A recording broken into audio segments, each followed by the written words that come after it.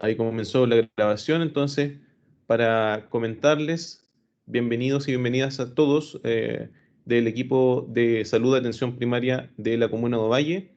Dejo con ustedes a don Darío Aguilera, él es enfermero SAMU y que nos va a hacer nuestra primera presentación de este ciclo de capacitaciones que es del ABC de la emergencia. Así que, primero que todo, muchas gracias a Darío por estar con nosotros, apoyarnos en esta capacitación.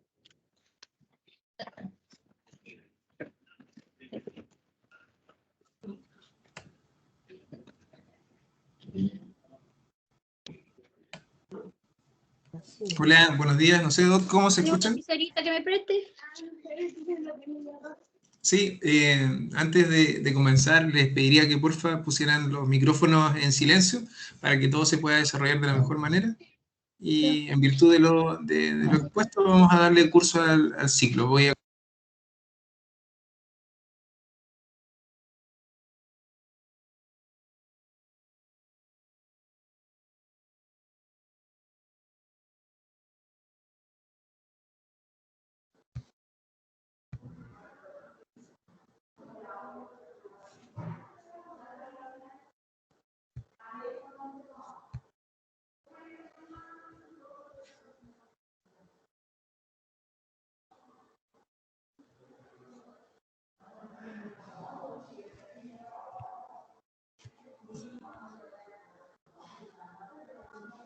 ¿Eso es? ¿Se escucha? No me parece que me están hablando, ¿cierto? Una voz, ¿se escucha? Bien, ¿se escucha? No. ¿No? Sí, Darío, se escucha. Ah, perfecto. Buen Muchas día. gracias. Y lo más importante, ¿se está compartiendo la presentación?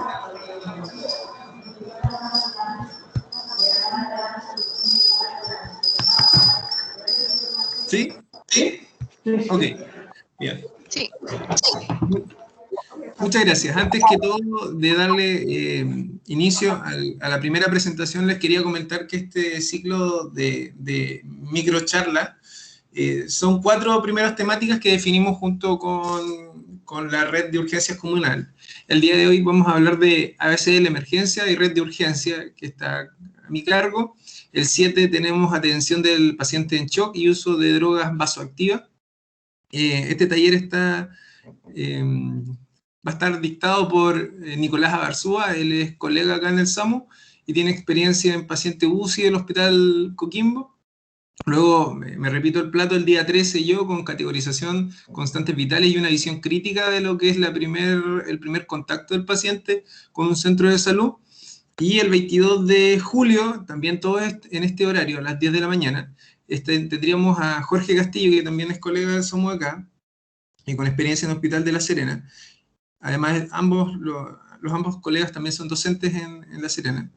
Y sería el tema directrices para lograr un RCP de calidad.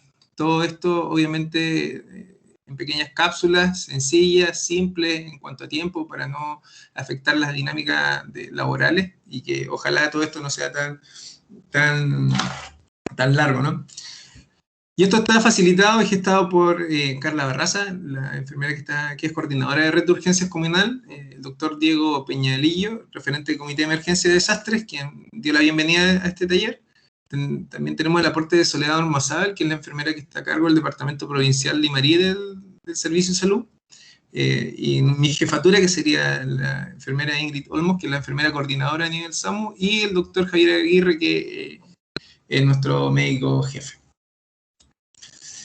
El primer tema sería el manual del ABC de la emergencia. Como les decía, yo soy enfermero, trabajé 3 años en la urgencia del hospital de Coquimbo y hace 5 o 6 años soy reanimador del SAMU y hace 4 años llegué a esta ciudad. Bueno, muchas personas verán acá una imagen que dice ambulancias, bomberos, carabineros y dice manual de operaciones multiinstitucional. Este es el famoso manual del ABC de la emergencia. Y que en teoría, a mi parecer, todas las personas que trabajan en SAPU, SAR, atención prehospitalaria, por lo menos debería conocerlo, porque es el ámbito legal, el contexto legal donde uno realmente opera cuando atiende pacientes fuera de lo que sería un centro de salud.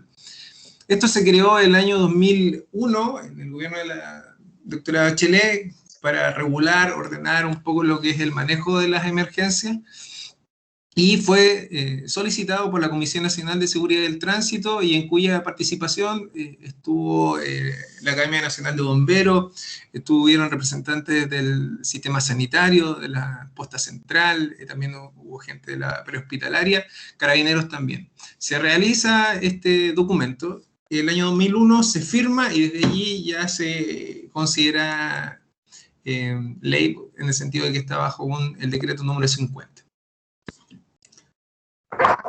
Como ustedes pueden ver, cuando se da una emergencia hospitalaria, generalmente existe caos, existe energía, existen riesgos. Entonces, previo a esto, si bien las emergencias eran tratadas más o menos de forma similar, no existían directrices en relación a qué cosa tenía que hacer cada una de las instituciones, y también se podían dar conflictos, ¿no? Por ejemplo, quién está a cargo del paciente, quién está a cargo de la escena, quién tiene que velar porque la evidencia, ¿no es cierto?, legal en el contexto de una situación con resultados fatales no se movilice, no se contamine. Bueno, todo esto afectaba a la coordinación y también la respuesta de estas tres instituciones. Como antecedente tenemos que estar siempre preparados y también uno de los aspectos que, por lo menos de forma personal, yo creo que las personas que trabajan en el ámbito de la salud tienen que tener, que es la flexibilidad. Flexibilidad en el sentido de que en algún momento nos va a tocar asumir responsabilidades por diversas situaciones. Y estas situaciones pueden estar dadas por algunas cosas, como por ejemplo la aparición de un desastre, en que la definición es una situación o situaciones inesperadas de diversa naturaleza que producen un desequilibrio entre la demanda generada por las instituciones sanitarias de urgencia y la capacidad de oferta de estos servicios. Hay un desequilibrio en relación a lo que se puede absorber como sistema sanitario y los requerimientos que se están dando en ese momento puntual por lo que sería un desastre. Un desastre podría ser, por ejemplo, un desastre tecnológico, podría ser que, ojalá nunca pase, que un colapso del embalse La Paloma. Estamos hablando de una situación de mucho riesgo que podría eventualmente afectar a una gran cantidad de personas, y hoy es por eso que nosotros también tendríamos que asumir algunos roles que tal vez no nos corresponderían, pero eso sería una situación de catástrofe, ¿no?, tecnológica. La situación de urgencia y emergencia, si ustedes rememoran cuando estaban en el pregrado, cuando estaban estudiando, lo que les han enseñado en diversas capacitaciones, la diferencia entre urgencia y emergencia es que la urgencia es una situación determinada por el propio paciente. Es el paciente el que siente el sentido de urgencia, el sentido urgente de pedir asistencia sanitaria y que ésta sea evaluada, ¿de acuerdo? Independiente si es que ésta es pertinente o no. Y eso, ¿quién lo va a determinar? El médico. Pero la urgencia en sí mismo es determinada por el paciente. Distinta cosa es una emergencia, en la cual es una atención de salud que no es postergable, definida así por el equipo médico a partir de la aplicación de criterios clínicos. Vamos a ponernos en contexto. Un paciente varón, obeso, fumador, estaba jugando la pelota y comienza con palpitaciones. Él tiene un sentido de urgencia, llama o es derivado al SAR, por ejemplo, y llega a una urgencia que es una palpitación.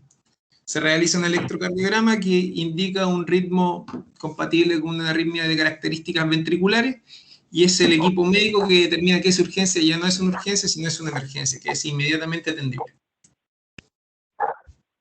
Procedimiento policial. Es el conjunto de acciones que ejecuta Carabineros orientadas a aislar el sitio del suceso, proteger la integridad de las personas, los bienes y recurrir a los antecedentes que sirvan de base a los tribunales de justicia para desarrollar su labor. Siempre cuando nos encontramos con una situación que pueda ser, que involucre fatalidades, ¿no es cierto?, el deceso de una persona, si este se da en circunstancias extrañas y que no tengan una relación o una etiología clara.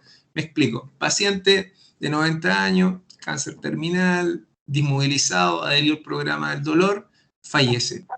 No es necesario que, por ejemplo, la ambulancia que soliciten, ¿no es cierto?, la presencia policial, porque claramente el deceso es producto y el colapso propio de su enfermedad.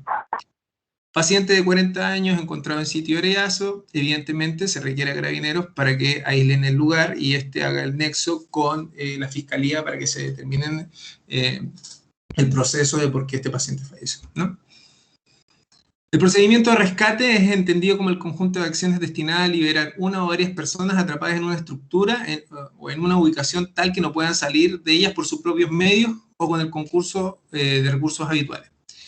El concepto de rescate va a estar siempre determinado por bomberos y así lo determina el manual de la ADC de la emergencia. Son ellos los que van a autorizar, en el fondo, que el personal sanitario pueda acceder a estas víctimas, ¿de acuerdo? O sea, y podríamos hablar de lo que está sucediendo con este colapso de tierra de la minera, ¿no es cierto?, de la Delta, en la cual los equipos de rescate no han podido acceder porque el terreno es altamente de riesgo, ¿no? Entonces siempre el rescate tiene que darse en un contexto de seguridad. No sé si ustedes conocen la palabra HAZMAT, que es una palabra, un acrónimo inglés que determina materiales peligrosos. El concepto de materiales peligrosos es muy delicado en el sentido de que podemos encontrarnos con riesgos que no son evidentes, pero que de forma clara están allí. Y es por eso que nosotros, dentro de lo que es atención prehospitalaria sobre todo, bueno, y también como personal de salud nos podemos encontrar con una emergencia en cualquier momento, o sea, no es raro que un médico, un TENS, un auxiliar, un enfermero, un kine, se encuentre con un accidente de tránsito y sea el primer respondedor de la emergencia. En ese contexto, conocer el riesgo evidente de los materiales peligrosos es fundamental para evitar ser parte de la situación, ¿no? Y voy a presentarles dos herramientas que podrían facilitar el reconocimiento precoz del elemento. Primero, tenemos un rombo de emergencia que ustedes probablemente lo han visto en diferentes lugares, que tiene 4 colores. Voy a usar el puntero que está en su pantalla. Tenemos 4 elementos que están definidos por colores y cada elemento va a tener un número del 0 al 4, siendo el 4 muy mortal en el caso azul. Entonces, el elemento químico que es trasladado tiene aquí un 4, es un elemento de alta potencialidad para la muerte. Luego vamos a ir al aspecto rojo, que determina la inflamabilidad de la sustancia química. En este caso, dice que si yo me encuentro un 4, la inflamabilidad va a ser debajo de los 25 grados, ¿de acuerdo? Es decir, es un elemento que es muy volátil. Por ejemplo, la benzina es muy volátil. Luego, nos vamos a ir al color amarillo, que indica reactividad, y este también es de 0 a 4. Es decir, si yo a este elemento químico lo golpeo, ¿no es cierto?, este podría reaccionar. Y en este caso podríamos hablar de algunos elementos químicos explosivos. Y acá en el aspecto blanco, ¿no es cierto?, en este rombito blanco pequeño que está al interior de este gran rombo, lo vamos a encontrar con el riesgo específico, ¿de acuerdo? Entonces tenemos, por ejemplo, si tuviese una nomenclatura de OX, que es oxidante, si es COR, es corrosivo. Este símbolo, que es mundialmente conocido, es radioactivo. Aquí nosotros luego tenemos una W, como quieran, con una raya. Eso significa que si yo a este elemento le agrego agua, podría generar o desarrollar una reacción química muy agresiva con el medio circundante. Entonces es muy importante, evidentemente, conocerlos. Y el riesgo biológico. Es muy fácil de aprender, es muy fácil de entender también. Y si quieren ir más en profundidad, pueden buscar la guía de respuesta en caso de emergencia. En esta guía ustedes se van a encontrar con la simbología, la nomenclatura, el aspecto de los camiones, y en ella se determinan delimitación de áreas, y es algo muy importante para conocer. De hecho, me parece que se puede hasta descargar por internet. Cuando ustedes sean los primeros respondedores en una situación de materiales peligrosos, una de las cosas más importantes es considerar la dirección del viento, ya que elementos no visibles podrían contaminar el área donde se está estableciendo el perímetro donde están las ambulancias, sistema sanitario. El primer enfoque, y solamente el primer enfoque, es que el respondedor solamente tiene que identificar el elemento, y este se debe identificar lo más alejado posible, porque todo este tipo de situaciones o rescate dentro de lo que es materiales peligrosos lo tiene que hacer bomberos. Y cuando el paciente que esté y si se encuentra un paciente, este tiene que estar descontaminado para poder retirarse o extraerse de esta zona. Y es muy relevante que ustedes lo reconozcan. El paciente que está en una situación de materiales peligrosos tiene que salir de esa área roja, pero siempre con la venia de bombero, generalmente descontaminado. Y este primer respondedor tiene que definir las áreas de evacuación y limitación de área de riesgo evidente. Dentro de la fase de la emergencia, nosotros nos vamos a encontrar con una fase que es la de alarma, y esta generalmente tiene que ser multiinstitucional para optimizar los tiempos de respuesta. Para las personas que no conocen lo que es el centro regulador, que es donde se administra la gestión de las ambulancias del SAMU, es una sala en la cual hay operadores telefónicos, me parece que son unos 6 u 8, tenemos operadores radiales que son los que despachan las ambulancias, tenemos profesionales reguladores y tenemos ahora afortunadamente médicos que están regulando, que van determinando la priorización de los servicios. Entonces, basta que una persona llame para que esta alarma ya sea activada. Esta puede ser erróneamente activada, o sea, no es raro que de repente la gente llame a carabineros en circunstancias que se necesita a un sistema de salud activo. En ese sentido, el carabinero activa la ambulancia de manera interna. Y llegado al sitio del evento se puede realizar una contraalarma. Me explico. Hay un accidente vehicular, indican 2 lesionados, volcamiento de alta energía, llega la ambulancia y esta ambulancia determina que en realidad no hay heridos, se fugaron, ya no están en el lugar y ellos inmediatamente tienen que dar una contraalarma, es decir, informar que ya esa situación no requiere ambulancia, sino que tal vez requiere la presencia de carabineros para que determine las circunstancias de lo que está sucediendo. Pero ya que no hay víctimas, nosotros no tenemos ninguna acción que realizar. Carabineros. El personal policial en toda emergencia que se requiera un procedimiento policial tiene que estar presente. Afortunadamente en la región tenemos la posibilidad de hacer un aerorescate, ¿no es cierto?, a través del bombero de carabineros, que es multipropósito en realidad, puede servir de rescate de pacientes, traslado, etc. Pero esta posibilidad está dada, es decir, ustedes tienen que saber que existe. Y esto puede darse y se activa a través del centro regulador. Cuando nosotros nos encontramos con una situación que involucre sustancias de alto riesgo por presencia de explosivos o acciones terroristas o ya más peligrosas, se tiene que solicitar la asistencia del GOPE.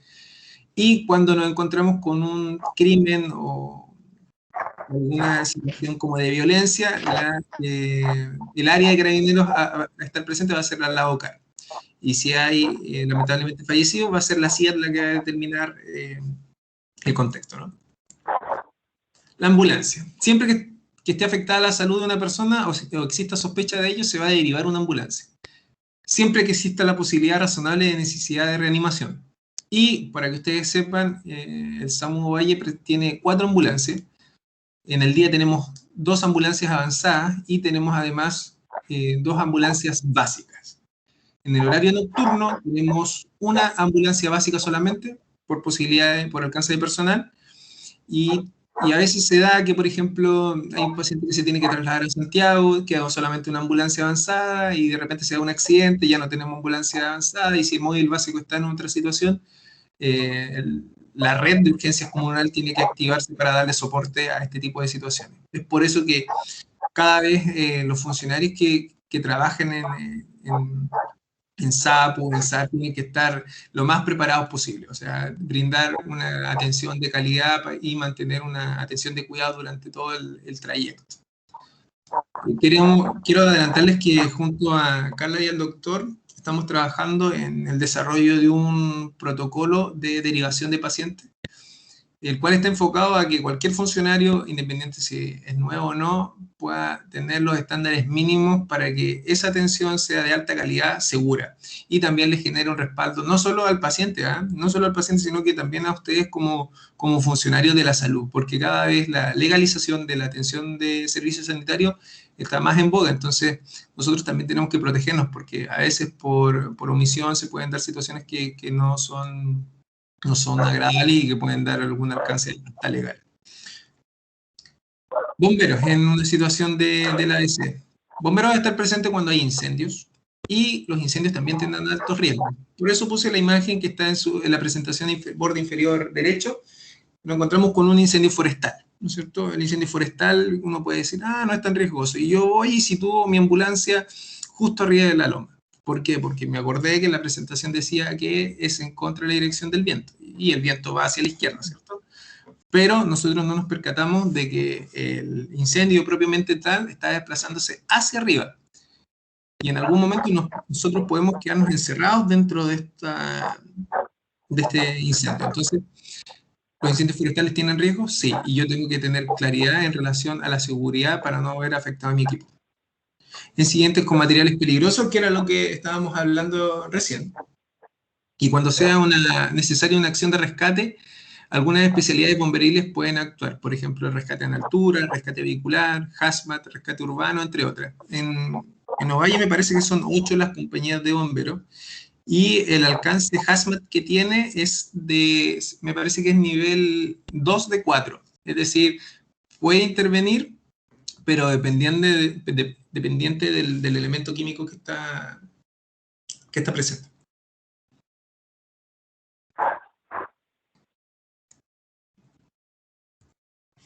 Ahora, me gustaría comentarles un poco la disponibilidad de servicios que tiene una ambulancia SAMU para las personas que no lo conozcan. Afortunadamente, el SAMU de Coquimbo tiene, yo creo que uno de los mejores equipamientos tecnológicos, porque tenemos en realidad casi de todo. ¿Ya? Por ejemplo, tenemos drogas de reanimación y vasoactiva, tenemos bombas de infusión, prácticamente las mismas de una UCI. A nivel de radio, perdón.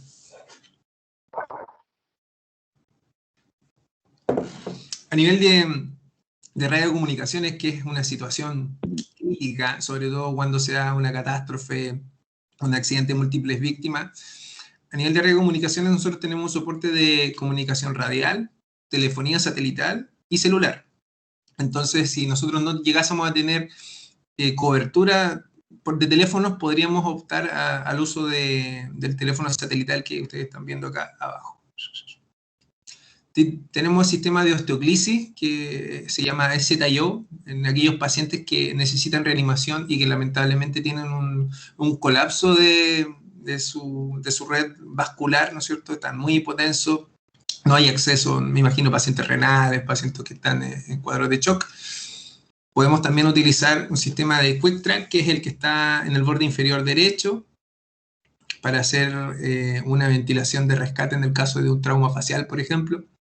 Todo eso es un dispositivo que tenemos a disposición.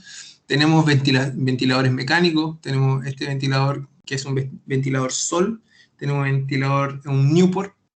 Ya meses atrás un colega le hizo un taller de aproximación a la ventilación mecánica, a los SAR. Tenemos ventiladores desfibriladores también para hacer electroterapia, seguimiento, monitorización, que son los Sol Serie X, muy buenos ventiladores, se pueden utilizar inclusive bajo el agua, o en el agua en realidad. Equipos de inmovilización y triage, tenemos plásticos de colores, tenemos férulas, tenemos tablas, y otros elementos, además de los 4 ambulancias que nosotros tenemos presentes en la red comunal. Me gustaría hablarles de que tenemos 2 de ellas que son 4x4. Entonces, si alguna vez se requiere apoyo y dentro de la comunicación se determina que el acceso es dificultoso por las características del terreno, es importante, es muy relevante que se nos informe que el lugar requiere en realidad un móvil con esas características. Pasando a otra fase, que sería ya la de desplazamiento.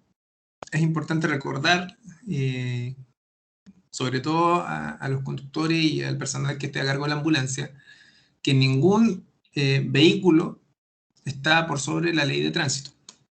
Entonces, nosotros en teoría no podríamos pasarnos un rojo, exceder la velocidad. Obviamente hay situaciones que pueden quedar ahí condicionadas por la situación del paciente, ¿no? Pero la ley de tránsito es el marco que le da a todos los vehículos en realidad. Entonces, cuando un móvil de carabineros se desplaza con sirena, solamente puede darse cuando va a una emergencia.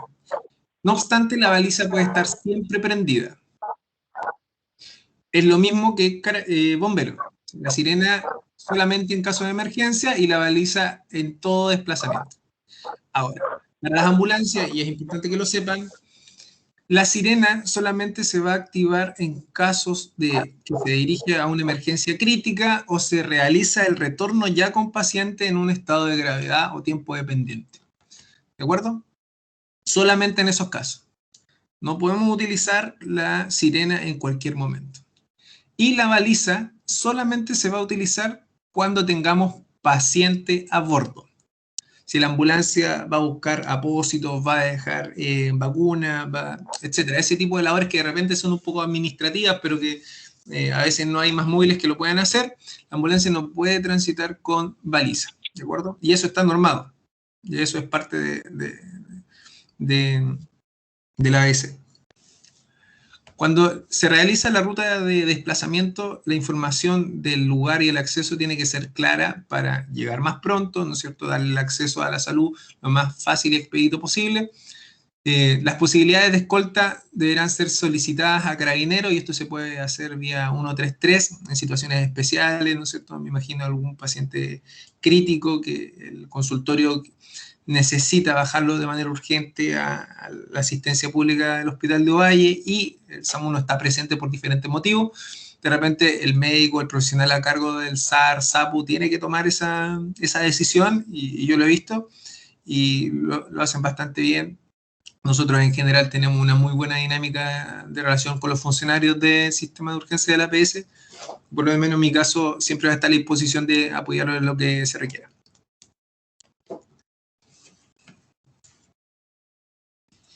Hay un aspecto es que es relevante. Cuando hay una situación de un accidente de tránsito, una situación de riesgo inminente para los funcionarios, Carabineros tiene la responsabilidad legal de cautelar la seguridad de las víctimas de funcionarios.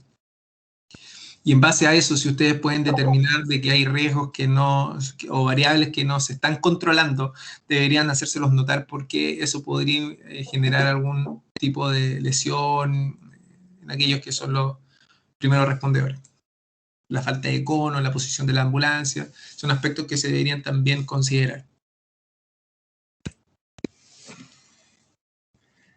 Generalmente los accidentes no suceden, pero cada cierto tiempo, cuando se transita a una velocidad algo más elevada, en una situación de riesgo, se puede participar de un accidente con consecuencias de distinta gravedad. O sea, la imagen de la ambulancia blanca que tienen en su computador solamente fueron lesiones menores, contusas, pero en la ambulancia SAMU de la quinta región, que están viendo en su pantalla derecha, falleció el enfermero y el conductor.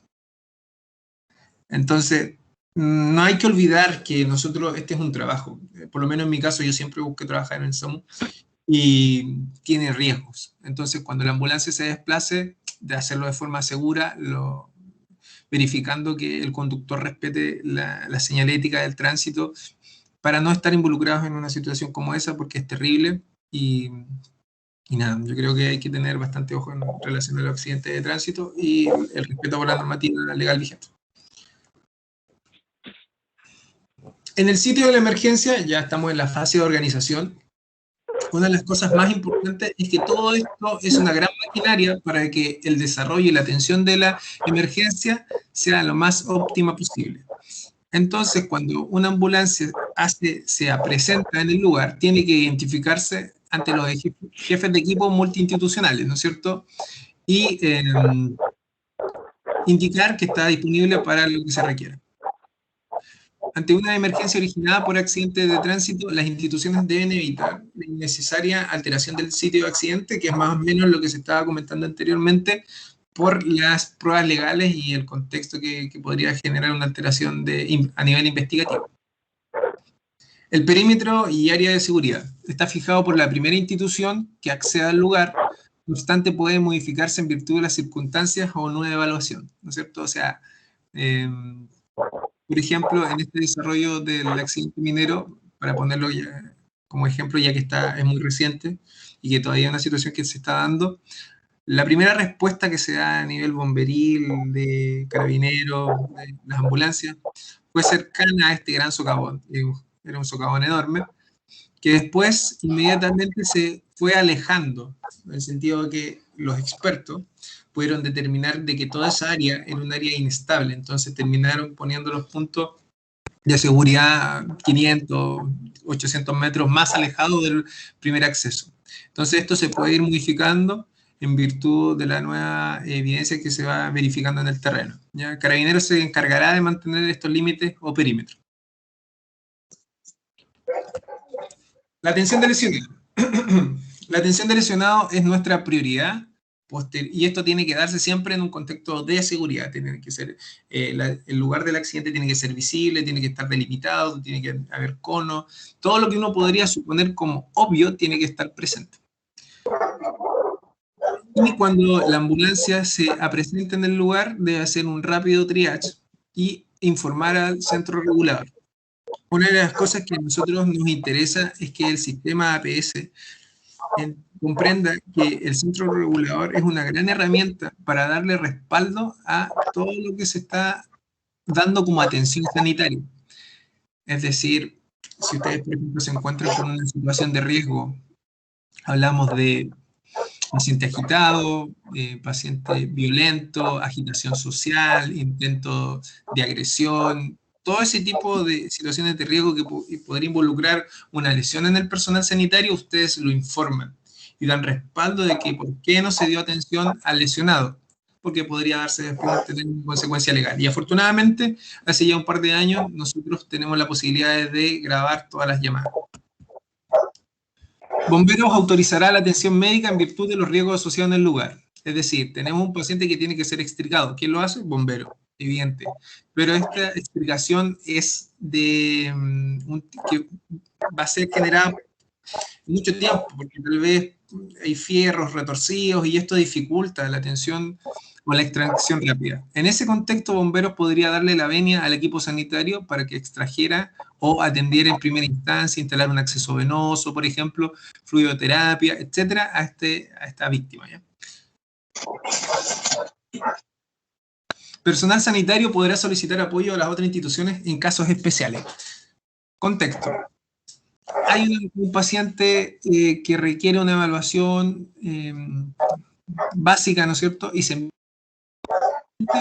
justo vive, no sé, las revueltas, en casas que de repente el acceso es muy dificultoso. Ok, cuesta llegar, tenemos que caminar y de repente nos encontramos que este paciente pesa 150 kilos. El TENS y el conductor se miran y evidentemente no se puede en ese peso. Y además, si se lo pudiesen, sería una maniobra muy arriesgada encaminarlo a esta ambulancia. Entonces, ¿qué es lo que debería hacer ese profesional? Llamar al centro regulador solicitando la presencia de bomberos. Y bomberos debería ir apoyando. Nosotros en casos particulares hemos requerido, ¿ya? Porque la población cada vez presenta los índices de obesidad mucho más altos. Se podrá autorizar a funcionarios sanitarios que estén en el lugar a prestar la primera atención. Es decir, si hay un médico que está en ruta o en tránsito, debe presentarse y podría eventualmente, después de esa presentación y toma de datos, atender al paciente.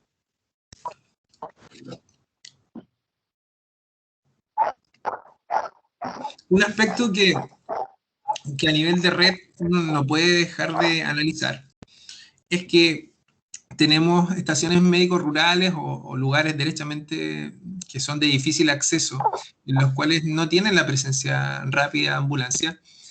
Y este manual de la ABCLA de emergencia determina que en ese tipo de circunstancias podría darse que el paciente o víctima sea trasladado por otras instituciones que no sean derechamente sanitarias como bomberos, en virtud de la situación antes mencionada. La evacuación de lesionados.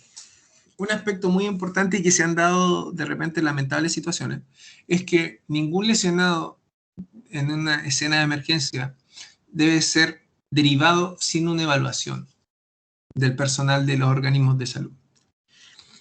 Y dentro de eso también me gustaría mencionar que nosotros como red de urgencia, como personal sanitario, debemos proveer y tener especial atención a que existe una continuidad de los cuidados. Por ejemplo, accidente de tránsito, 2 víctimas, llega un móvil y este móvil encuentra o considera de que el paciente 1 está en un estado de gravedad y el otro paciente está en un color amarillo, siendo un paciente de observación, y lo traslada, dejando al otro paciente en el lugar. Eso no debe suceder. Eso no debe suceder. Siempre nosotros debemos proveer una continuidad de la atención para que esta atención sea dada cada vez con mayor información y a través de esto mejorar la calidad de la misma.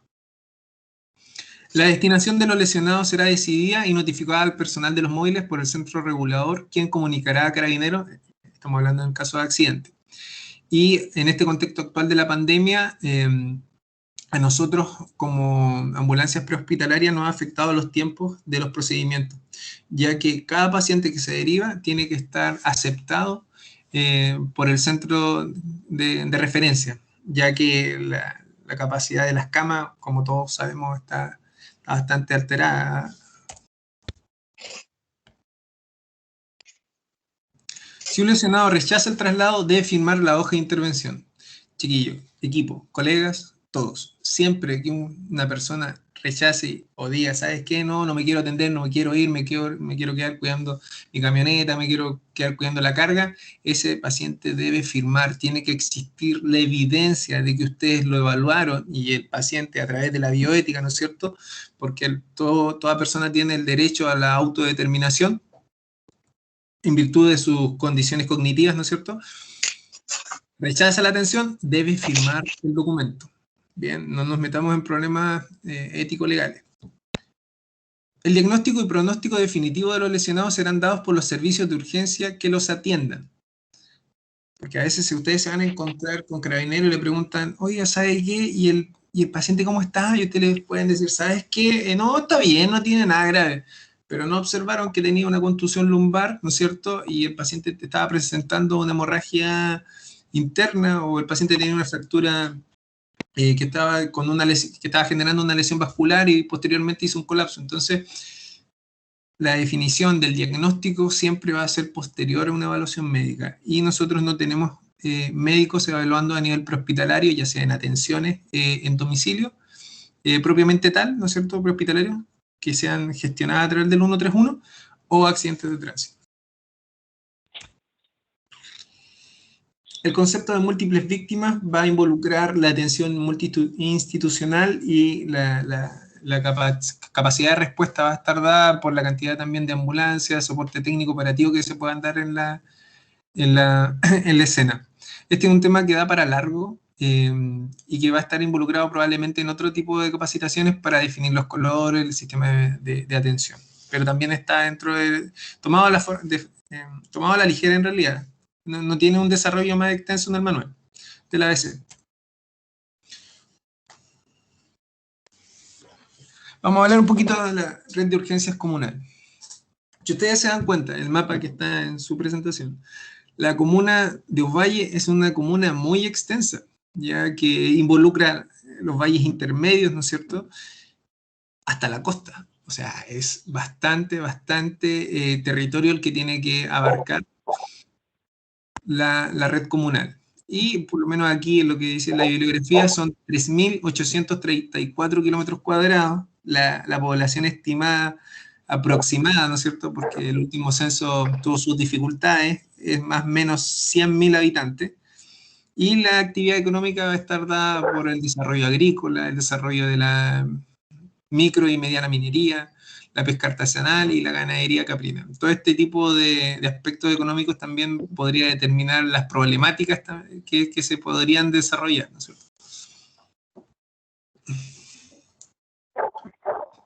Ahora lo que están viendo en pantalla es el soporte físico de la red de urgencias regional, donde tenemos en círculos y con un 1 lo que son los sur. Nuestra red nos encontramos con un sur en Sotaquí, tenemos un sur a nivel regional, digo, un sur en Punitaqui, tenemos un sur en Cerrillos de Tamaya, tenemos un sur en Montepatria también, no, un SAR en Montepatria. Tenemos también un SAR, ahora último, acá en Ovalle, y tenemos 2 SAR, ¿no es cierto? Jordán y Fraijo. Y dentro de lo que es el desarrollo o la instauración de los SAR, ¿no es cierto?, que son los centros de alta resolutividad, esto está en el marco de un fortalecimiento de la red de urgencias del año 2020, donde se habilitó el SAR Marco Macuada, ¿no es cierto?, y el SAR de Montepatria. Y que están enfocados a la atención de pacientes, como se podría determinar, C3, C4 y C5, siendo aquellos C3 aquellos que podrían progresar en un estado de gravedad, C4 que son condiciones no urgentes, que son pacientes de una complejidad baja, y aquellos pacientes que son C5 de una consulta general. Cuando yo les comentaba el hecho de ser flexible, quedó demostrado muy claramente cuando hace poco el SAR, en algunos momentos de lo que es esta pandemia en desarrollo, tuvo que atender solamente pacientes C3, y los pacientes C4 y C5 se derivaron a Fray Jorge. ¿Ya? Es flexibilidad, porque en realidad el fundamento de un SAR es atender y resolver y disminuir la presión de atención a la urgencia del hospital. Resolver aquellas situaciones que realmente no requieran una definición más compleja o derivación, por ejemplo, a un hospital como Coquimbo o La Serena, ¿no es cierto? Pero el enfoque para el SAR es ese, atender C3, C4 y C5. Y obviamente todos los funcionarios que trabajan en esos lugares tienen que entender que si bien estos son los pacientes que podrían o que está enfocado en el lugar, podrían llegar pacientes C1 y podrían llegar pacientes C2 y tienen que estar preparados para darle la mejor atención posible. Dentro de los servicios que tiene extras un SAR, nos encontramos con que de partida va a funcionar en horario INADIR, por ejemplo, a las 2 de la mañana, después de las 12, digamos, porque el SAPU opera desde las 17 o 16 si es el viernes hasta las 00. También nos encontramos con el soporte de recursos humanos va a ser, por lo menos aquí en el SAR Marco Macuada, tenemos a 2 enfermeros, tenemos 2 médicos, tenemos 3 o 4 TENS, tenemos tecnólogo médico, tenemos kinesiólogo, ambulancia, conductor, soporte administrativo. Todos ellos están dispuestos a que las personas tengan la mejor de la experiencia en relación a su atención de salud, ¿de acuerdo? Nos encontramos con radiografía. Estas radiografías también está la posibilidad de solicitar telemedicina y que un radiólogo informe el resultado del hallazgo. Tenemos también, en el Marco Macuada, repito, exámenes de sangre, un perfil bioquímico básico, también tenemos gases arteriales, que son fundamentales en la determinación del objetivo terapéutico en este contexto del COVID-19, ¿no? Y el acceso a telemedicina, ya sea radiografía o electrocardiografía. Además, presentan equipos de reanimación, bombas de infusión, oxígeno, etcétera, etcétera, etcétera. Y el SAR propiamente tal podría determinarse como codependencia, ya que si bien administrativamente están bajo las indicaciones de lo que es el Departamento de Salud Comunal, los fondos son financiados por el gobierno directamente. Y en base a eso tiene que existir la presencia de indicadores para que el gobierno, quien da el soporte económico, pueda determinar si es que realmente se están dando las atenciones para lo cual se le está entregando el aporte económico. Afortunadamente tenemos todos los servicios que les comentaba anteriormente cubiertos.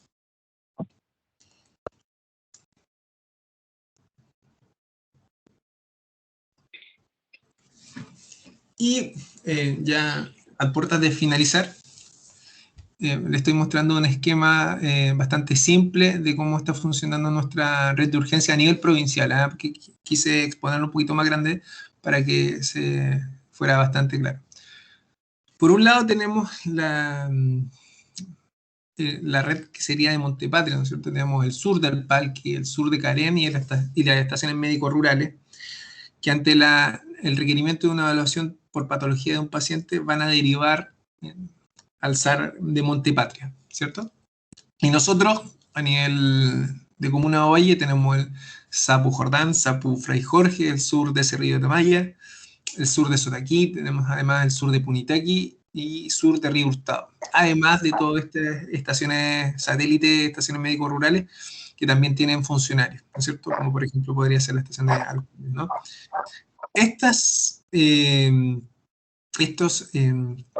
centros de salud derivan directamente en el SAR Marcos Macua, a menos que, ¿cierto?, la etiología o la problemática de salud requiera de un traslado directo a la urgencia hospitalaria. ¿De acuerdo? Entonces, además, toda esta gestión y derivación de pacientes tiene que estar administrada por el centro regulador. Es la única manera en la cual todos funcionemos de una manera ordenada. Y el médico, por ejemplo, del SAR tiene que verificar, y esta es la forma como se está trabajando actualmente, la posibilidad de cupo en la urgencia del Hospital de Ovalle. Por ejemplo, vamos a ir a un caso sencillo, paciente COVID positivo, SARS-CoV-2, ¿no es cierto?, que requiere un manejo intrahospitalario. Está determinado así y tiene directrices claras de que ese es el requerimiento para el manejo del paciente.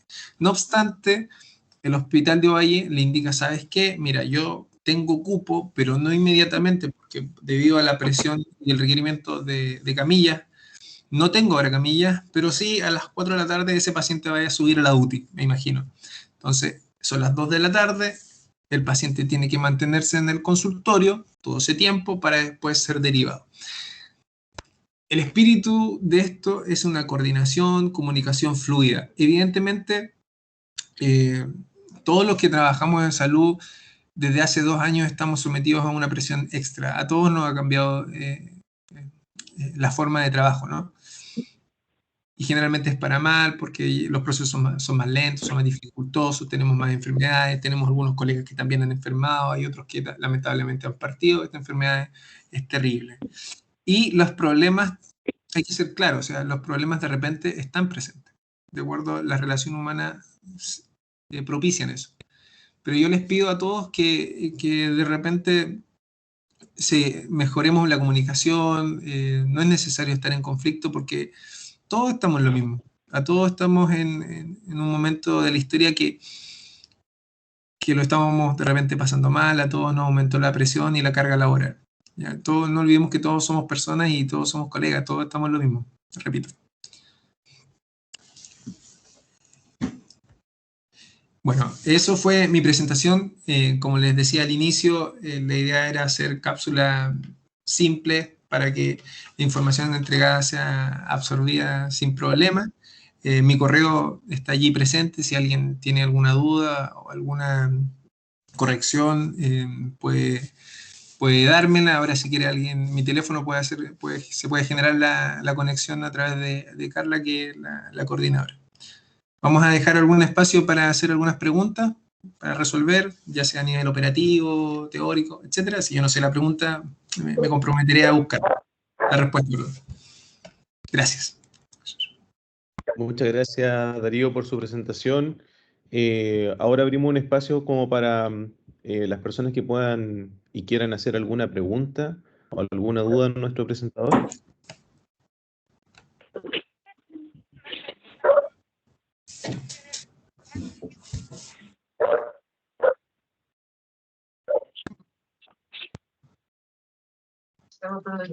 Hola, no, solo dar las gracias por la disposición y el tiempo. Muchas gracias. Gracias, gracias. Gracias por su presentación. desde un tiempo que es parte de nuestro equipo de enfermeras de SAR. Así es que muchas gracias, Darío. Súper clara su presentación. Gracias, señora Carola. Bueno, como no, al parecer no hay más preguntas, les voy a leer algo. Los voy a reiterar la invitación para las siguientes presentaciones. El día 7 de julio, en horario de 10 a 11, más o menos el mismo horario, va a estar el taller de atención del paciente en shock y uso de drogas vasoactivas. Les vamos a compartir también el protocolo nuevo que tenemos de manejo del paciente en shock, ¿no es cierto? Y este va a estar dado por Nicolás Arzúa. El día 13 vuelvo nuevamente yo con el taller de categorización y constantes vitales, una visión crítica. Lo ideal es que el paciente cuando ingresa y toma contacto con la red sanitaria sea rápidamente determinado si es de riesgo o no, ¿no es cierto? La mejor forma de evitar un paro es determinando las alarmas que podrían presentarse. Y el día 22 vamos a tener las directrices para lograr una RCP de calidad que va a estar a cargo de Jorge Castillo. Y me parece que estamos bien. Darío, muchas gracias por tu presentación, muy precisa, muy concisa, muy atingente a lo que estamos viviendo ahora.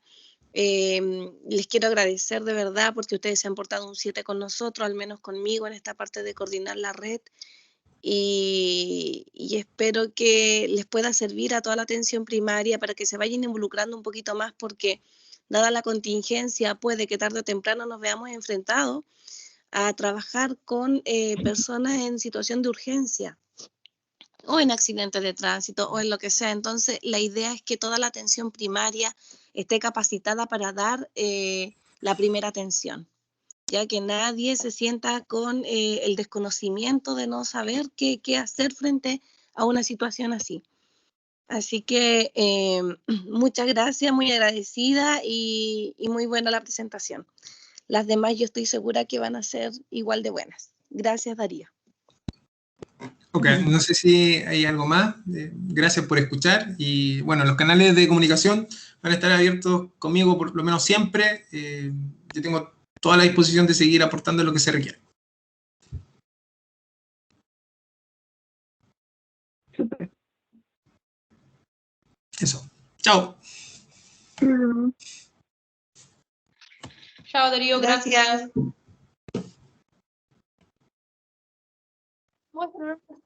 Chao, gracias. Gracias. Gracias.